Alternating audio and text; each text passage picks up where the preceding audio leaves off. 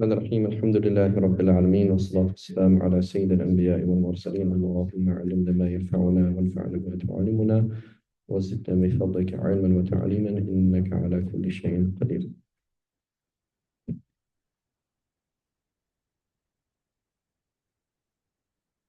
Okay, so we're on verse 212 of Baqarah. It says, the life of this word has been made appealing to the disbelievers, right?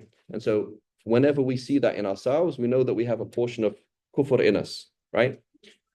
212.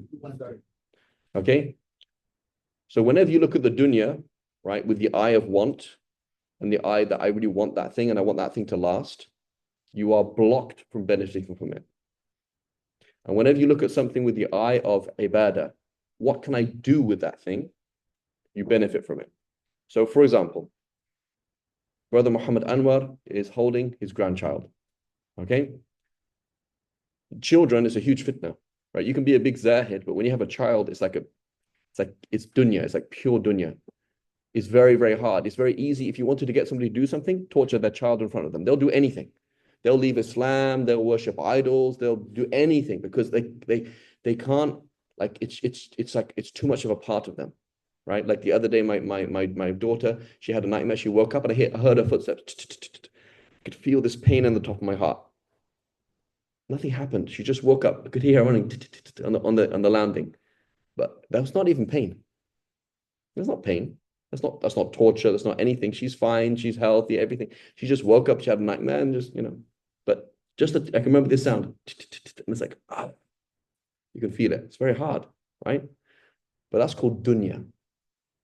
That's called dunya. What's akhirah? I look at my child and I say, how can I worship Allah through my child? So I hold her and I say, Alhamdulillah Rabbil Alameen. Thank you, Allah, for giving me a child. Ibadah. You change from the dunya to the akhirah, right? My cat, right? I like animals. My cat, Cookies, she's just lying there. She's very nice, okay? She's lying there and I'm like, I want to stroke the cat. Stop. Why? I'm going to show rahmah to a creature of Allah. So now you turn it from dunya to akhirah, right? Knock off rabbits. The rabbits, they all went. So that was a thing for me, right? Everybody has something in their life that for me, like I had two things I could point at in my life. This is a challenge, right? For my sons, it's very different.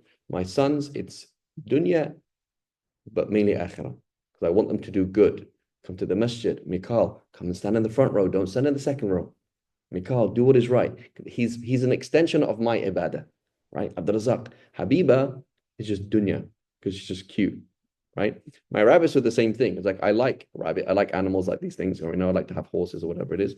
Anyway, so my rabbits. So the other day, for example, I gave all my rabbits away, and I'm like, told my wife, please just send that message to that sister.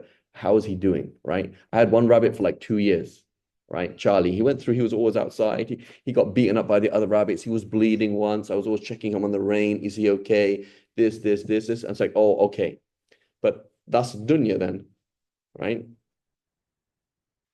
That's reality. So whenever you look at anything and you want that thing to remain, I hope I still healthy. No, I hope I can still do ibadah.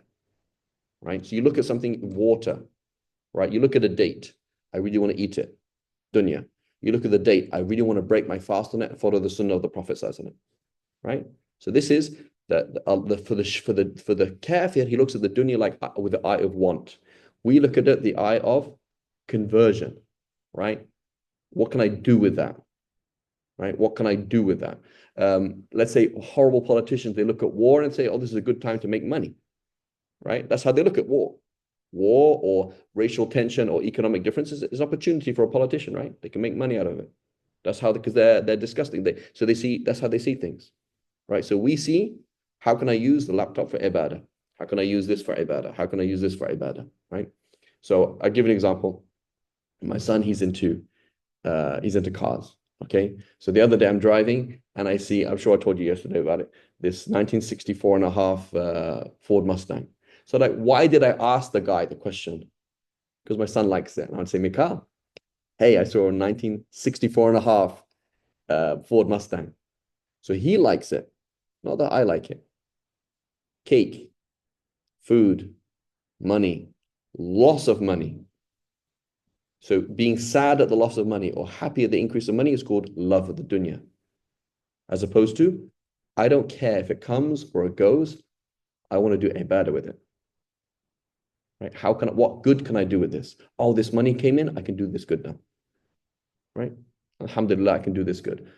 Right? So in which case, when we are happy at the increase of dunya, you are healthier, so now you're happier. Or you're unhappy because you have bad health. Or you're happy because your child was born. Or you're unhappy because the child died. Or you're happy because whatever it is all dunya. As opposed to, how can I do good deeds? And I see opportunities to do good deeds. Right? And so that means we have to do quite a lot of work on ourselves. So I remember, for example, so let's say a vignette of that, like an example of that, lady walking down the street. So that's a door to the haram. There's a door to the haram. So then you're happy she walked down the street because you looked the other way. So alhamdulillah, Rabbil Alameen. Allah sent me a test and I did the right thing. Right? But the kafir says, oh, she's pretty. That's how they function. Right? And we as outwardly Muslims, inwardly kuffar, may Allah protect us, right? They're like, they might say somebody saying same thing. Somebody who's a fasiq or somebody's like, the deen is not right. It's like they say the same thing, right? So they process things in that same light. So there's lots of things that we have to do that you look at something and you change the way you look at it. So if it applies to a woman or image or whatever it is, it applies to money, right?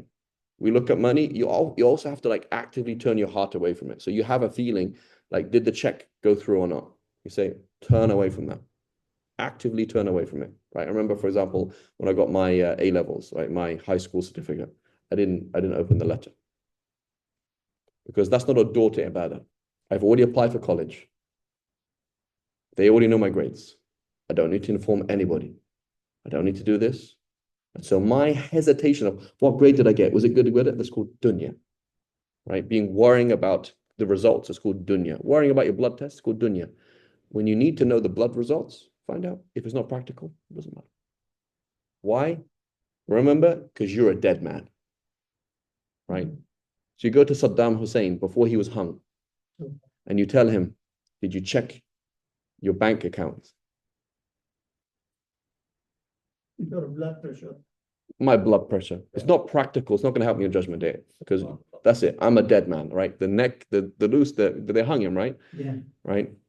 And so, this is the thing, like he died with La ilaha illallah. That's what I want to die on, right? I'm not saying he's a good person. I'm not saying anything. La nuzaki an Allah ahad. I'm not saying good person, but that's an image, right? I mean, I remember seeing that. I remember these things. These are images, right? You see somebody who's about to die, right? You don't care, right? I don't care because I'm already dead. It's not a problem, right? So, but things like I wish I could go back and turn that into ibadah. I wish I could go back to the argument and say the right thing and not the wrong thing, right? So the argument is good. It's good that you are stressed. It's good that you are hungry. It's good that problems happen because there's an opportunity to do something good. The problem is our response to the problem, right? The problem is our response. Warfare is not a problem. Allah sent warfare. Allah sent famine. Allah sent difficulties. Allah sent misunderstandings. Oh, there's no barakah in my business. We keep having misunderstandings. No, you have misunderstandings. How do you deal with the misunderstanding in an Islamic way? So the kafir has a way of looking at things. We have a way of looking at things. We're dead and we're given 5 more minutes of life. What would you do? How do you look at the car? How do you look at this? How do you look at that? And there are obviously some practical things like, when you're breaking your fast, you ate too much food. Why? How did it even help you? Right? Or you have diabetes and you're eating cake. And it's like, well, if you're sick, can you do more ibadah or less ibadah? Less. So then how is it useful? It's not even useful. Right? Same thing, and so they laugh at the believers. Look at the believers. They either don't have the dunya or they look at the dunya in the wrong way. So no, you're the ones who are looking at the wrong way. So this is a key thing to look at. We translate every single thing. New computer. Right? I remember I bought this new computer, I had this feeling. And I was like, no, that's not the taste that I know. Right? That's not the taste that I know. That's a different, that's wrong. Oh, nice computer. No. It's ibadah. This is all my ibadah is on this computer, right? I'm just an e-sheikh, I'm not a real sheikh, right? An e-sheikh can just have a PDF and AI khutbas and whatever. Who knows, right? And probably a hologram, by the way. I give a khutbah. It's probably not even real, not even a real person there. Who knows, right? Or half of my lectures are all just AI and whatever. Who knows? What's it called? Deep speak. What's it called? Deep sea. Deep seek. Yeah, it's all that, right? Just get Sheikh Imam Bukhari, put it on my image, and then like, oh, Sheikh, he knows, he memorized all these hadiths. Like, it's not even him. But that's all my ibadah. So the computer breaks. Oh, I'm so annoyed. You're annoyed because you can't do ibadah. So the computer is a means. So we're looking at it as the means, right? You invested in Doge, you invested in whatever it is. If you can't convert that to dollars, and you can't convert dollars into as things, and you can't convert things into happiness, what does it mean to you?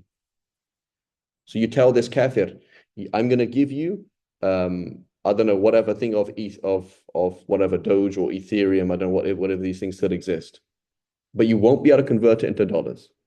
And if you do convert it in dollars, you won't be able to buy anything with it. And if you do buy anything, you won't be happy.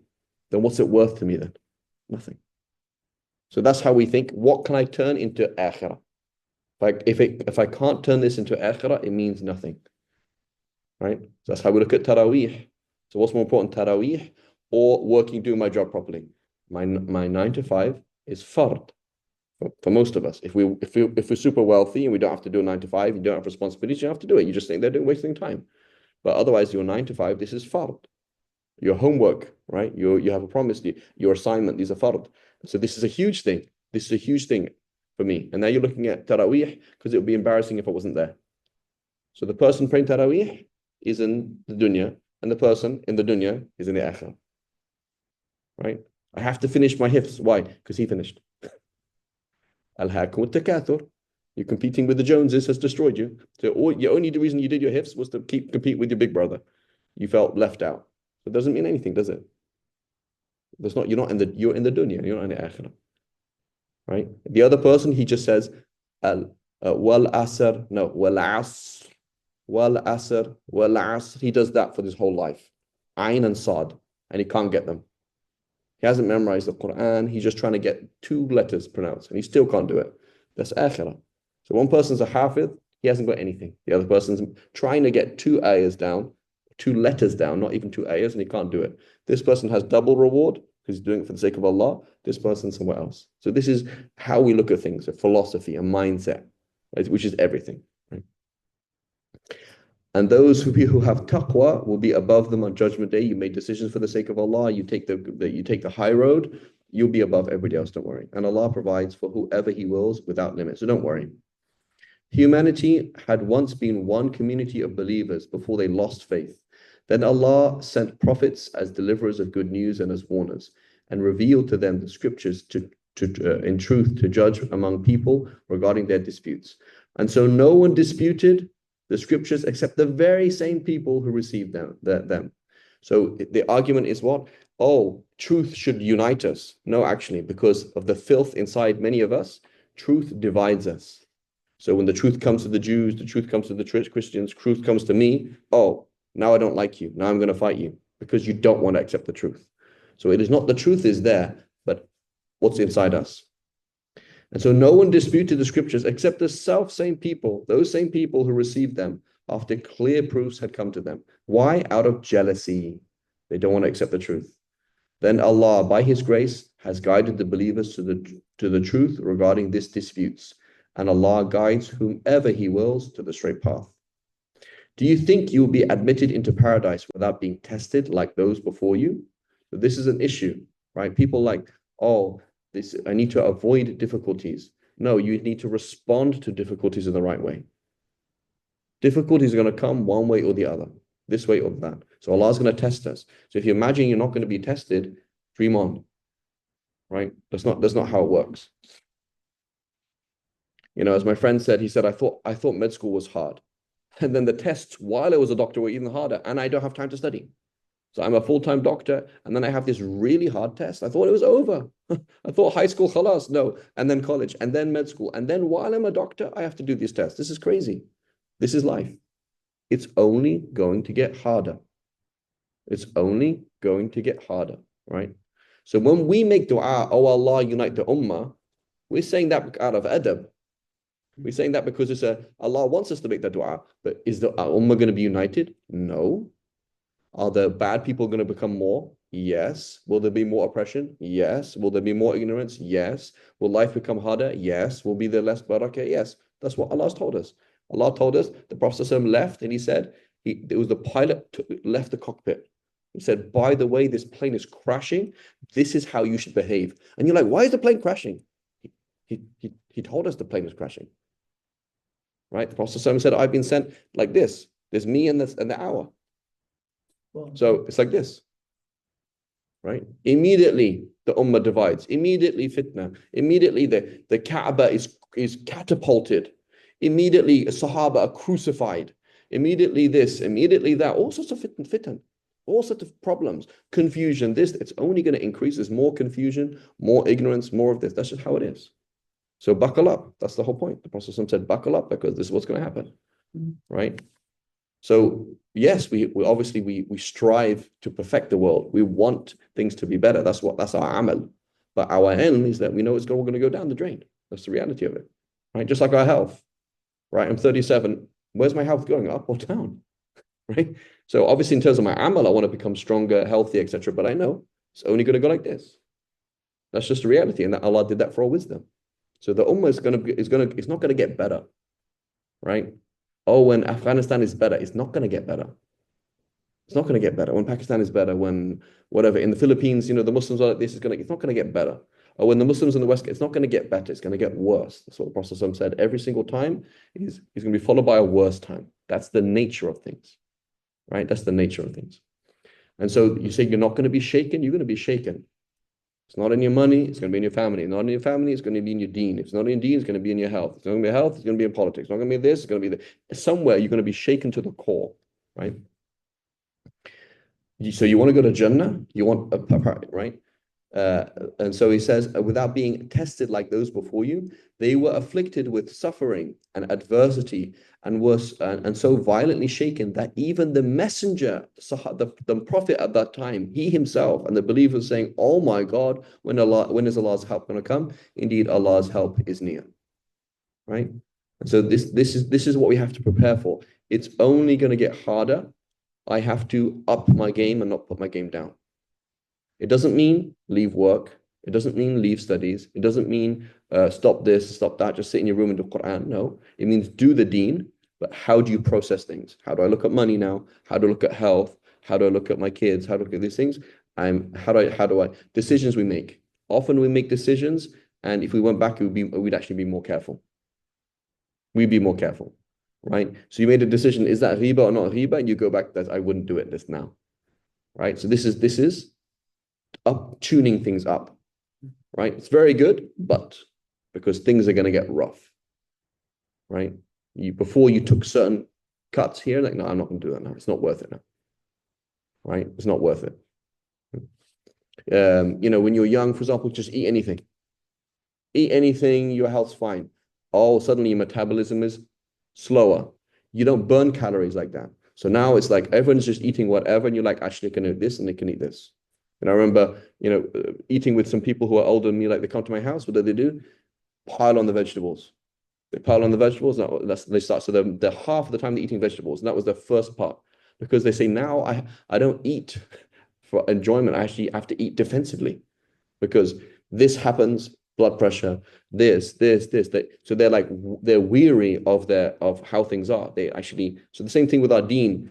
Every single conversation, halal, haram, got to be careful.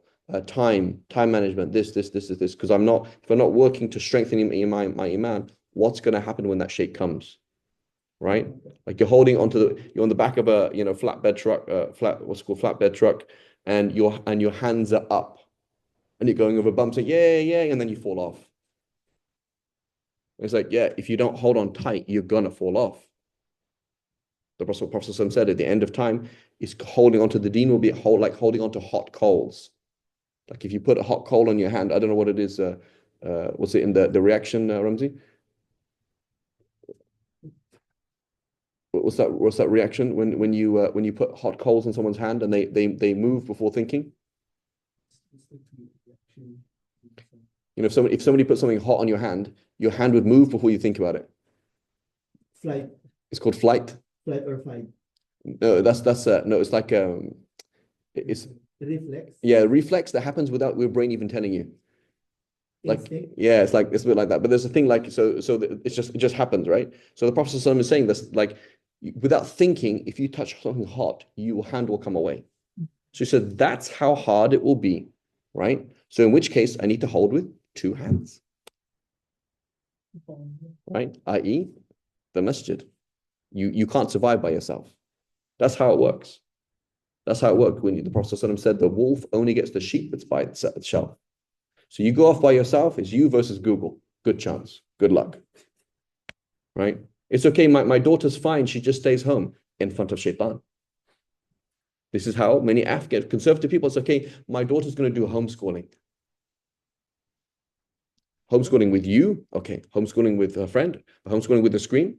You want one teenager versus TikTok? Good luck. Good luck. Right? You all watched what's it called? I don't watch TV, but I always talk about TV. What's it called? Poltergeist, I think it was called. Is it called Poltergeist? Where the TV sucks in the kid? Poltergeist, right? So there's this the TV sucks in this kid. That's what this is. Right now, metadata, right now, people are selling our data.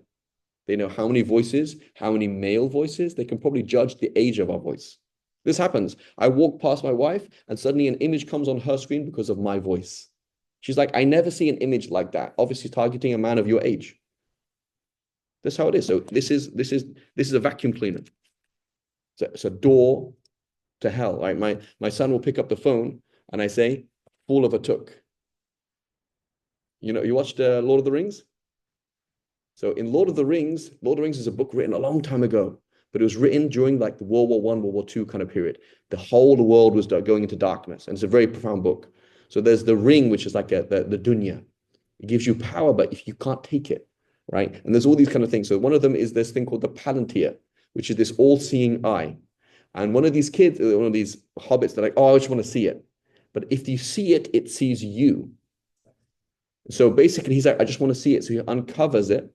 And now the Dark Lord knows where they are. That's exactly your phone. Like that's happened in Gaza. You turn on WhatsApp, now they know where you are. So your phone that's what it's for. It's to get metadata. If it's free, you are you are the product, right? Google is free because they're getting something from you, right? All these things. So this is not an innocent tool. This is a satanic tool. If you don't think it's a satanic tool, then you don't understand it. This is way worse than a gun. Way worse than a gun. Give your son cigarettes, give your son a gun, give your son a sharp knife, give your son, I don't know. Give your son a girl. It's better to be in a room with a girl than this. Right? Because she's only in one place. It's better to be, because the Prophet said what? No man is ever alone with a woman except that the third person is shaitan. Habibi, this is not one woman. This is 50,000 women. Yeah. This is 50,000 women. I'm going on Umrah. How did that image come up? I'm going, I click Saudi image. Would you like to marry an Arabian woman? Would you like this? Would you like every single angle you're going to talk about? Every single angle is designed to make you love the dunya. Advertising is to make you love the dunya. So this is a very dangerous thing, right? So the Prophet ﷺ said, you're going to hold on to that. You got to hold on with two hands. This is how you have to hold on to the deen, right? You're going to have to start making sacrifices, right? You have to make sacrifices, right? Again, films that you shouldn't watch, Terminator 2, right? Terminator 2, it begins, it's called like the rise of, I don't know, Terminator 2 begins with Johnny Walker, they called John Walker, his name is, right? Where does he live? He lives in New Mexico. So he's going to start the war against the machines. In order for him to start the war against the machine, he is away from everybody. He lives in the middle of nowhere. Right? So these are kuffar writing this film. Kuffar. And what does he know how to do? The film begins with him cracking the cash machine. So he knows how to crack the machine. Your son can't read English. So how is he going to crack the machine? Your son can't analyze the text. So how is he going to analyze the advert? So being strong, like I can read English, I can read French, I can read German, I can't. I can read Russian, I can do being academically strong. If you want to crack these people, I know they do this. This advertisement was based on Freudian idea 1, Freudian idea 2, linguistic skill 3, I can analyze it. I can take your whole system apart. Every single advert. So if you don't want to watch something inappropriate, analyze it. Know the subliminal messages. 1, 2, 3, 4, 5. So don't say, oh no, we just do Quran. No. This is strength. Be academically strong. But you have to be stronger than the machine. If you're not stronger than the machine, don't use the machine. You're not stronger than the machine. If you're not stronger than your gun, whoa, I'm shooting everywhere. Don't hold the gun. So if your son wants to have a computer, I know, how does Google work? How does YouTube work? How does a computer work? What is this thing? Know what it is. If you're not strong, if you can't control the horse, don't ride the horse. Right? So these are key things, right? So we will be shaken. So anyway, so what did he say? I'm talking about taking precautions. He lives in the middle of nowhere. Oh, but it's not good for his education. It's true, but he's living in the middle of nowhere. It's not good for this, not good for that. But they took precautions because they know that this son is going to be targeted by these things. So they took precautions. This is called taqwa. For people who take precautions, this book is a guidance for you.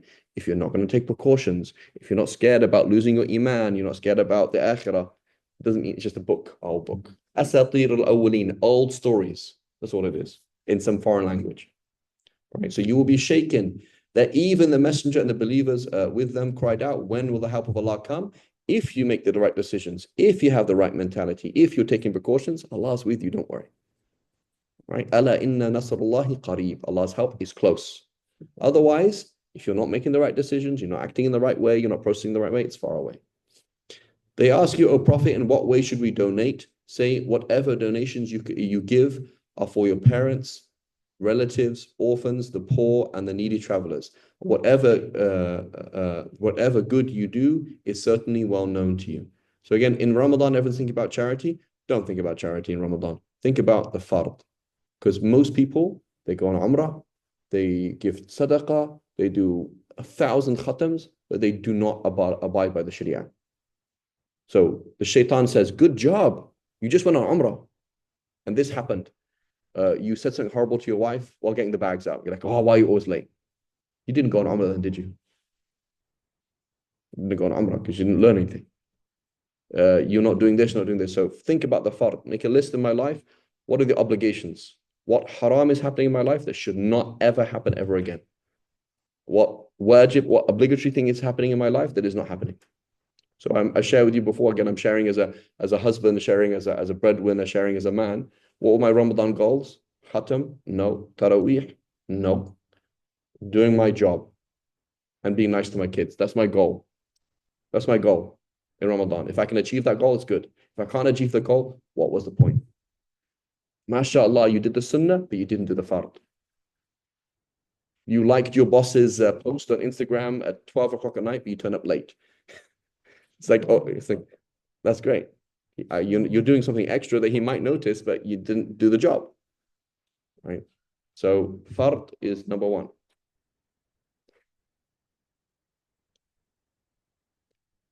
Fighting has been made obligatory upon believers, though you dislike it. And perhaps you dislike something which is good for you and like something which is not good for you. And Allah knows and you do not know. Right? They ask you, O Prophet, about fighting in the sacred months. Say, fighting during these months is a great sin. You can't do that in sacred months. But hindering others from the path of Allah, rejecting Him, and expelling worshippers from the sacred mosque is a greater sin in the sight of Allah. For persecution is far worse than killing. And they will not stop fighting you until they turn you away from your faith. So the point of the internet is to turn us away from our faith. The point of the television is to turn us away from our faith. The point of giving you a visa to enter this country is to turn you away from the faith. That's what they're interested in.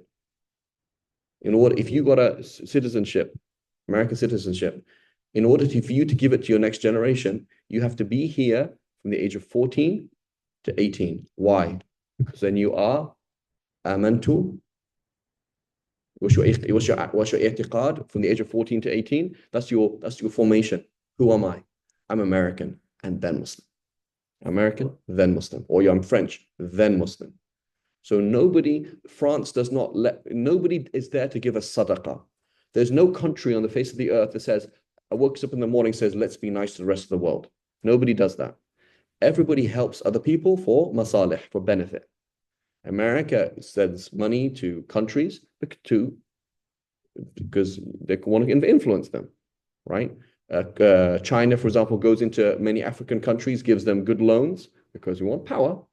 Nobody is there to help anybody else. They give you free education to your children to indoctrinate them. They're not there to help children. They didn't wake up and say, oh, the problem of the world is toddlers don't know ABC. They said, if we can teach them ABC, we can teach them kufr. So let's teach them, let's do that. That's what it's there for. So we have to understand what it is, right? So just like, so that's what's happening.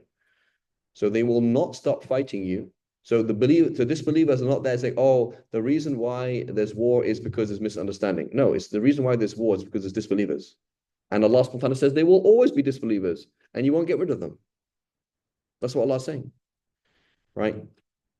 And they can turn you away from your religion if they can.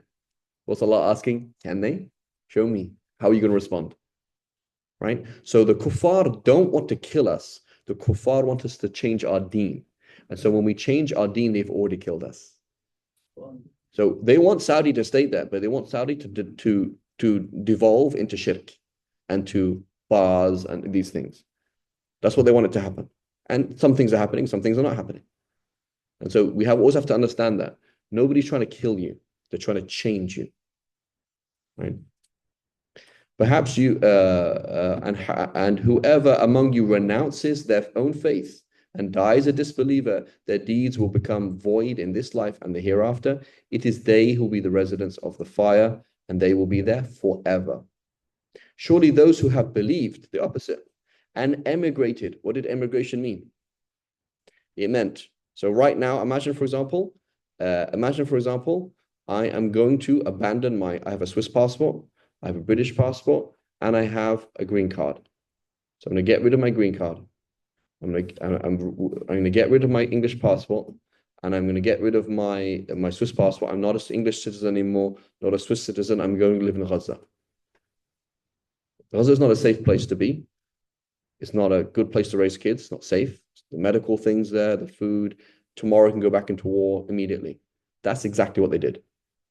They put themselves in extremely difficult financial, political, military, everything. That's called hijrah. You left your clan, and now no one's going to protect you. If you're traveling in the desert, you say, which tribe are you from? I'm from no tribe. Okay, we'll kill you. No problem. You have no citizenship. So when they did hijrah, they lost their citizenship, they lost their money, they lost everything. That's hijrah. That's what they did. So for us, it's slightly different. When people talk about hijrah, they say, oh, I'm going to go live in a Muslim country. And that's what people say hijrah, right? But this is what they did, right? For those who have believed and emigrated and struggled in the way of Allah, they can hope for Allah's mercy. And Allah is all forgiving, most merciful, right? And they ask you, O Prophet, about intoxicants and gambling, okay? Drinking, alcohol, drugs, etc., and gambling. Say, there is great evil in both, as well as some benefit. So key concept, nothing in this world is purely bad, and nothing in this world is purely good. But Allah subhanahu wa ta'ala tells us to do things in which there is more good than bad. And He forbids us from things that there's more bad than good. Right? And so wearing hijab is not good because it's uncomfortable, but there's more good in it than bad. Praying is not good. It takes time away from your day. You could do more things. You could maybe help people. You could I don't know, do all sorts of things. You could make more money. So you take away time, there's bad in it, but there's more good in it. Right? There's more good in it. Limiting, for example, when I have to listen to my parents, that limits my freedom. That's bad. But there's more good in it because they're guiding me to do what is right. Right? So every single thing, when you see, oh, but there's bad in it, polygamy, is there bad in polygamy? Yes. Allah has told us that in the Quran that there's bad in polygamy. Allah says, if you're scared that you can't be fair, so therefore there's possibility of not being fair. The Prophet also forbade us, you can't marry two sisters. Why? Because you're going to separate them. So the Quran and the Sunnah and accepting the fact that there is enmity between the two co-wives, unless they have amazing akhlaq. Because that's a normal, natural thing. These two women are married to one man, there's going to be this tension. So the Quran confirms the fact that there is harm in it, but there's more benefit in it. So somebody comes along and says, "Oh, I realize there's harm in something in the Sharia." I say, "Yeah, I know. There's harm in cutting someone's hand off. Obviously, they lost their hand, but there's more benefit." So it's not the issue of seeing harm or seeing benefit. There's benefit in having dogs in your house. Somebody identifies 5,000 benefits of having a dog in your house. That's fine. But that means there's going to be 5,001 harms, right? And maybe I don't know them, maybe you don't know them. So yes, the Sharia looks at pros and cons, weighs pros and cons based on Allah's knowledge, right? But the evil outweighs the benefit. Therefore, so alcohol, if for example, is marijuana useful? Yeah, there's use in it. Imagine how many people get into a fight when they get high on marijuana? Not many people. It calms people down, so there's benefit. So therefore, you might have less fights if people, maybe in California, since they made it legal, there's maybe less fights. Maybe people who are stressed can calm down on a Friday afternoon. So there's benefit in it. Maybe, for example, you're going to give a speech and you have a bit of alcohol, and it makes you calm, right? But there's more harm in allowing it than benefit, so therefore it's haram. Right? They also ask you about what they should donate. Say whatever you can spare. So what does this mean? Fiqh al-awlawiyat, priorities. So the believer does not have excess things, they have priorities. So don't look at yesterday and say, "Oh, I didn't do this, I didn't do this." Look at yesterday and say, how did you how did you organize your priorities? If you had 8 things to do yesterday and you did 2 of them based on priorities, fantastic. That's great. So yesterday, all you did is prayed your fard and you did your job and you sat at home and you didn't come to the masjid, you didn't do any Quran, you didn't give any charity, and you didn't do anything else. But that's all you could do. And you prioritized what Allah was asking about. Alhamdulillah. The problem is when you had 5 minutes and you blew it. For some reason, the traffic light's not right or working, so you wasted 5 minutes. You can never go back to that 5 minutes ever again. Or that 1 second, that 3 seconds, red light, red light. Allah was testing you. Are you going to be patient? Are you going to use the time? You weren't patient, you didn't use the time. Failed. Next time, inshallah. But the problem is you can't go back. That's the problem. You're on Yawm al-Qiyamah, inshallah, we all make it to Jannah, Ya Rab. You're on year 10 billion. And you're like, Allah, I just want one thing. I want to go back to that traffic light for those 3 seconds and relive those 3 seconds with salawat on the Prophet ﷺ. You didn't. Sorry. Right. So don't look at what you didn't do.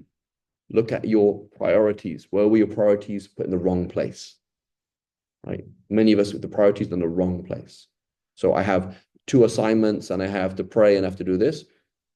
Here's these 5 things to be done and I only have time for 2 of them. What you say? Oh Allah, what do you want me to prioritize? That's all. As a nurse, I don't have a magic wand.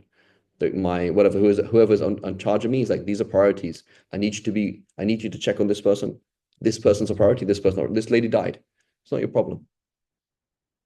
This person looked like she was fine. This person was a priority. I went to her and she's fine. And this person actually just died right now. Oh my God, the person died. I feel really bad. No. If you went to her, you'd have done something wrong because on your list of priorities, she wasn't there. So priorities. Allahu Akbar means Allah is greatest. Whatever Allah puts number 1, I'm putting number 1. Whatever Allah puts number 10, I'm putting number 10. But when you put number 10 as number 11, you've done dhulm. It's called oppression. You put things in the wrong place. Right? In Arabic, you say al-bi'r al-mazluma. Al-bi'r al-mazluma, what does it mean in Arabic? It means a well that you dug in the wrong place. From the word dhulm. Right? What's the opposite of dhulm? Hikmah. Isn't that strange? Like dhulm, I think, is oppression. You say person is zalim, so then zalim adil, maybe like someone who does something wrong and somebody who does something just. No. Wrong, you did the good thing in the wrong place. She was crying, so I gave her a hug. What's wrong with that? She's not your wife, Habibi. Yeah, but she's crying like I'm a human, it's like, what's going on? Right? The patient, for example, I'm dealing with a patient. She needs help. She needs human help, right? Give her a hug. She's not a situation that's like that. And there's nothing, sexual in it. It's just I'm giving her a hug. You put the good thing in the wrong place. Put the good thing in the wrong place. Right? So they say that, for example, you shouldn't, to a woman who just lost her husband or lost a family member, you should not, as a man, you should not go up to her and say, and make dua for her. Because what's going to happen? She feels comforted, and then she feels connected. So you did the right thing in the wrong place. You did the right thing in the wrong place, right? And so this is where dhulm comes in. You did something good, but it was done in the wrong way, right? MashaAllah, you're very, very kind to animals, but you put that kindness. You spent $4,000 on your cat's toe, Yeah. and I'm here. These kids crying. So you did something very nice, but you did it in the wrong way, right? So this is where things are. So priorities, right? Spare. So number one thing, I pay. So classic scenario. It's Ramadan. You feel guilty and give sadaqah. Habibi, do you have a credit card? Yes. Are you paying interest? Yeah. It is haram for you to pay a dime in charity. Okay, but it's Ramadan. I have to give charity. Habibi, you are drowning in riba. Every single penny you can get out of riba, do it. Don't invite anybody to your house. Don't spend anything. Don't buy anything that's not fard. Yeah, but they're going to say that I'm bakhil. Let them say that I'm cheap. My kids is Eid. Let them. Because you're drowning in sin and you're now trying to get out with sadaqah. Wrong. Right? I owe Abdullah money, and so I gave charity to this guy. Makes no sense. Makes no sense. It makes me feel good because Ramadan, I gave charity. Wrong. So you do things based on what Allah wants you to do, not what you want to do. This is called ibadah. I am not a partner with Allah. It's not me and Allah, we go way back. No, it's Allah is your Allah. He says, stand up, sit down, right, left. Right? This is ibadah. This is how Allah makes his revelations clear to you. So perhaps you may reflect upon this world and the hereafter. And they asked you concerning orphans, say, improving their condition is best. And if you partner with them, they are bounded with you in faith. And Allah knows who intends harm and who intends good. Had Allah willed, he could have made it difficult for you. Surely Allah is all-wise. Inshallah, we'll stop here, inshallah. I'm going on to marriage again. So the Quran talks about marriage again and again and again. Inshallah, we'll talk about these things again and again, inshallah. Subhanallah, bihamdik, ashhadu an la ilaha illa anta nastaghfiruka.